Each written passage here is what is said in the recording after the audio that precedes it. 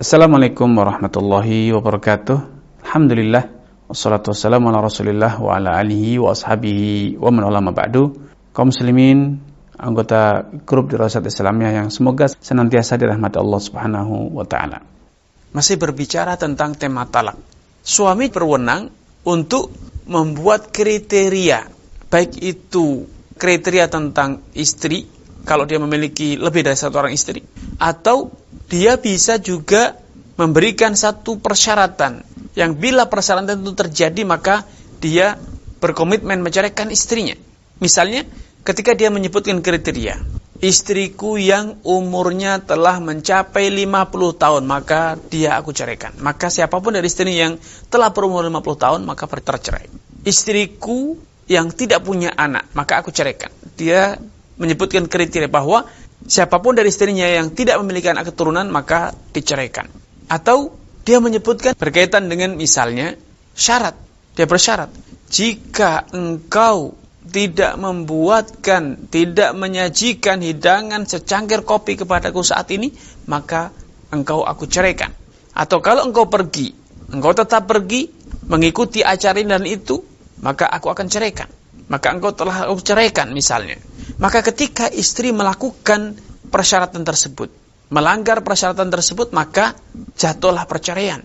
Atau ketika suami juga kadangkala memiliki kepentingan untuk menceraikan istrinya dengan mengatakan, jika engkau memberiku uang sekian, maka aku ceraikan kamu. Kadang istri meminta perceraian, minta dari suaminya agar dia diceraikan. Karena mungkin istri merasa tidak harmonis, merasa tidak ada kecocokan, merasa rumah tangga mereka itu tidak lagi bisa atau tidak lagi layak untuk dipertahankan. Kadang istri meminta untuk diceraikan. Maka kadang suami balik bersyarat, kalau engkau memberiku sekian rupiah, atau kalau engkau membebaskan aku dari hutang-hutangku, engkau melunasi hutang-hutangku, maka aku ceraikan engkau. Atau suami berkata dalam rangka mencegah istrinya dari melakukan satu tindakan yang haram, kalau engkau minum khamar, aku ceraikan. Kalau engkau selingkuh, aku ceraikan. Kalau engkau misalnya tidak menunaikan sholat, aku ceraikan. Kalau kamu tidak mau bersuci dari haid, agar engkau bisa sholat, agar engkau bisa aku gauli misalnya, maka aku ceraikan engkau. Adanya persyaratan semacam ini bila diucapkan oleh suami dengan niat bahwa dia betul-betul berkomitmen. Bila istri melakukan persyaratan tersebut, melakukan tindakan tersebut, maka dia pun juga berkomitmen untuk menjatuhkan perceraian, maka jatuhlah perceraian tersebut. Hal ini berdasarkan dengan keumuman sabda Nabi SAW, al-muslimuna ala syurutihim. Setiap kaum muslim itu berkewajiban untuk memenuhi persyaratan yang telah dia ucapkan, persyaratan yang telah dia nyatakan sendiri, dia telah setujui.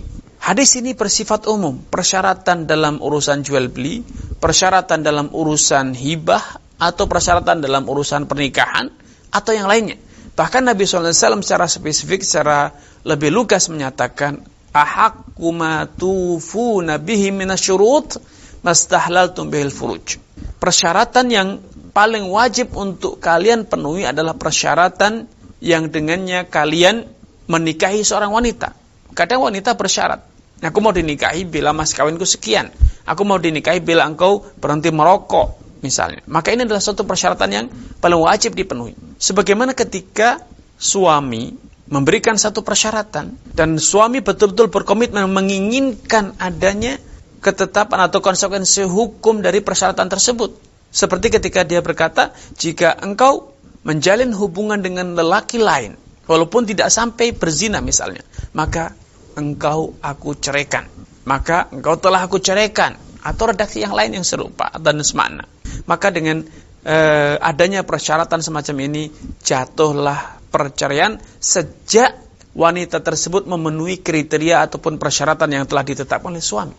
Ada satu kondisi, ada satu redaksi ucapan suami yang sekilas serupa dengan persyaratan tersebut. Tetapi ketika kita kaji secara tinjauan makna, ada sisi perbedaan yang sangat mendasar. Kadang suami mengucapkan redaksi-redaksi tersebut bukan dalam rangka ingin menjatuhkan perceraian, namun dalam rangka menghalang-halangi istri dari melakukan suatu perbuatan. Sedangkan dalam dirinya tidak ada sedikit pun niat hasrat untuk menceraikan. Atau kadang pula suami ingin memotivasi, mendorong, menekankan kepada istrinya agar istrinya melakukan satu tindakan dengan mengatakan, misalnya ketika suami melarang, kalau engkau tidak segera menunaikan sholat, kalau engkau tidak mengqadha puasa, kalau engkau minum khamr, maka akan aku ceraikan kamu.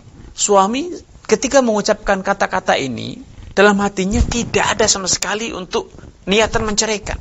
Bahkan dia sangat berharap agar istrinya tidak melanggar persyaratan tersebut. Tetapi dia memberikan persyaratan tersebut sebagai warning, sebagai upaya untuk menakut-nakuti istri dari melakukan perbuatan yang haram atau perbuatan yang dia benci, atau sebaliknya mendorong istri agar melakukan perbuatan yang dia inginkan, dia perintahkan.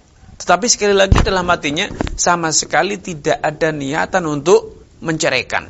Maka ketika suami mengucapkan kata-kata tersebut dengan niat hanya sebatas memotivasi atau melarang, menghalangi, menakut-nakuti, maka dalam literasi fikih para ulama terjadi perselisihan, persilangan pendapat. Ini yang bisa kami sampaikan pada kesempatan yang berbahagia ini. Kurang dan lebihnya saya mohon maaf. Billahi taufiq wal hidayah. Wassalamualaikum warahmatullahi wabarakatuh.